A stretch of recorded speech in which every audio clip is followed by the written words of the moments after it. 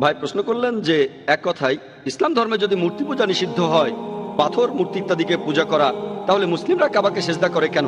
আমরা কি কাবাকে পূজা করি অথবা কাবার দিকে কেন আমরা কাবার উপাসনা করি? এই প্রশ্নের উত্তরে বলবেন, এটা খুব কমন প্রশ্ন, যে মুসলিমরা কখনো কাবাকে পূজা করে না। কাবা হলো আমাদের কিবলা, আমাদের ইবাদতের দিক। আর মুসলিমরা আমরা একতায় বিশ্বাস করি। যখন আমরা নামাজ আদায় করি, পবিত্র কোরআন বলছে সূরা বাকারার 144 নম্বর আয়াতে উল্লেখ করা হয়েছে যে তোমরা যেখানেই থাকো কাবার দিকে মুখ ফিরিয়ে সেজদা করো, সেটাই আমাদের কিবলা। যেমন ধরেন আপনি সালাত আদায় করবেন এই হলের মধ্যে, কেউ বলবে উত্তর দিকে মুখ করে দাঁড়ায়, কেউ বলবে দক্ষিণ দিকে, কেউ বলবে পূর্ব, কেউ বলবে পশ্চিম। আর একতার জন্য আমরা পুরো পৃথিবীর মুসলিম, আমরা সবাই একদিকে সেজদা করি, সেটাই আমাদের কিবলা অর্থাৎ কাবা। আমরা উত্তর দিকে থাকলে দক্ষিণ দিকে সেজদা করি, আমরা দক্ষিণে থাকলে উত্তর দিকে সেজদা করি, পশ্চিমে থাকলে পূবে করি, পূবে থাকলে পশ্চিমে করি সেজদা। আর যদি ভালো করে দেখেন, প্রথম যিনি এই পৃথিবীর সম্পূর্ণ ম্যাপ আঁকেন তিনি একজন মুসলিম, মোহাম্মদ আলী ইদ্রিসি এঁকেছিলেন 1154 সালে। প্রথম মুসলিমরা যে ম্যাপটা এঁকেছিল সেটার দক্ষিণ মেরু উপরে, উত্তর মেরু নিচে, কাবা ছিল সেন্টারে। পরবর্তীতে পশ্চিমারা এই ম্যাপটা আঁকলো, তারা এই ম্যাপটাকে একদম উল্টে দিল, উত্তর মেরু উপরে, দক্ষিণ মেরু নিচে, তারপরেও কাবা শরীফ সেন্টার আলহামদুলিল্লাহ। এছাড়াও যখন আমরা হজে যাই বা উমরা, যখন আমরা মক্কা যাই, আমরা তাওয়াফ করি, আমরা কাবার চারপাশে প্রদক্ষিণ করি কারণ আল্লাহ তাআলা ও নবীজি সাল্লাল্লাহু আলাইহি ওয়াসাল্লাম আমাদের সেরকমই নির্দেশ দিয়েছেন। কিন্তু যদি যুক্তি দিয়ে দেখেন, যেটা আমার মনে হয় যে প্রত্যেকটা বৃত্তেরই মাত্র একটাই সেন্টার থাকে, তাই যখন আমরা কাবার চারপাশে প্রদক্ষিণ করি আমরা সাক্ষ্য দেই যে আল্লাহ তাআলা কেবলমাত্র একজন, ঈশ্বর একজন। আর ইসলাম ধর্মের দ্বিতীয় খলিফা হযরত ওমর রাদিয়াল্লাহু আনহু বলেছেন, এটা আছে সহিহ বুখারীতে দ্বিতীয় খণ্ডের বুক অফ হজ 56 নম্বর অধ্যায়ের 675 নম্বর হাদিস। হযরত ওমর রাদিয়াল্লাহু আনহু তিনি বলেছেন যে এই কালো পাথরকে চুমু দিচ্ছি কারণ নবীজিকে এই পাথর চুমু দিতে দেখেছি, তা না হলে এই কালো পাথর আমার কোনো উপকার করতে পারবে না, কোনো ক্ষতিও করতে পারবে না।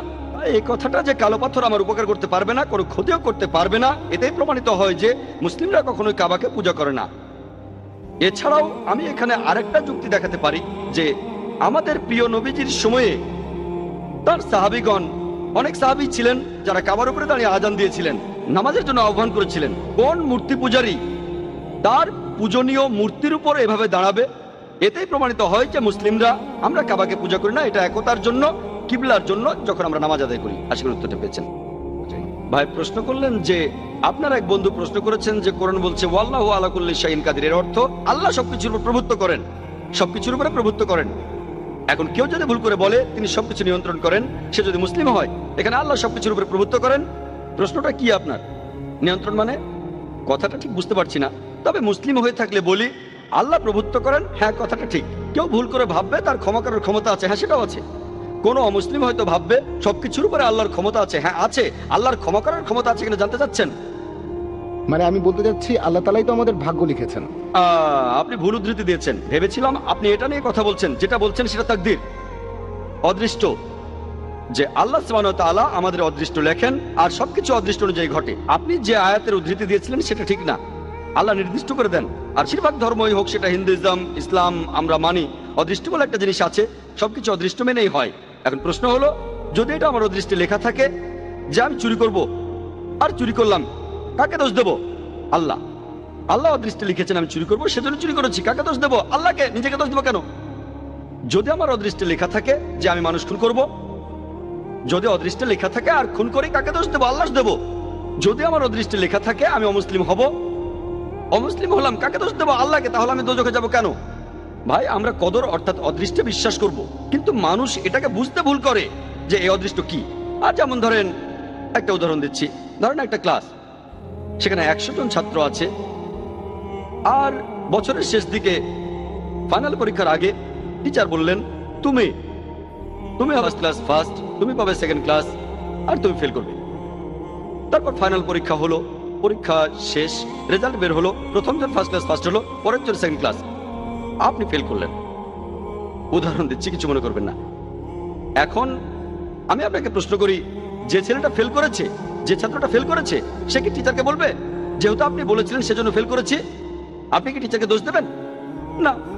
যেহেতু টিচার 1 বছর পড়িয়েছেন, তিনি জানেন যে এই ছাত্রটা খুব মনোযোগী, ঠিকমতো পড়াশোনা করলে সে ফার্স্ট ক্লাস ফার্স্ট হবে, সেকেন্ড ক্লাস এটা ফাঁকিবাজ, ঠিকমতো লেখাপড়া করে না, ফেল করবে।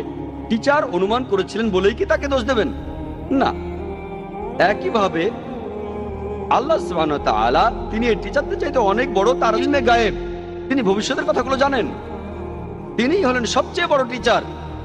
তবে আল্লাহ তাআলা তার রয়েছে ইলমে গায়েব, তিনি জানেন যে ভবিষ্যতে কি হতে যাচ্ছে। আল্লাহ তাআলা আগেই সেটা লিখে রাখেন। যেমন ধরেন একটা রাস্তার সামনে দাঁড়ালেন, 5টা রাস্তা, 1 2 3 4 5, আপনি যে কোনো একটা বেছে নেন, বেছে নিলেন রাস্তা নম্বর 2। এখন আল্লাহ আগে থেকে জানেন যখন এই লোক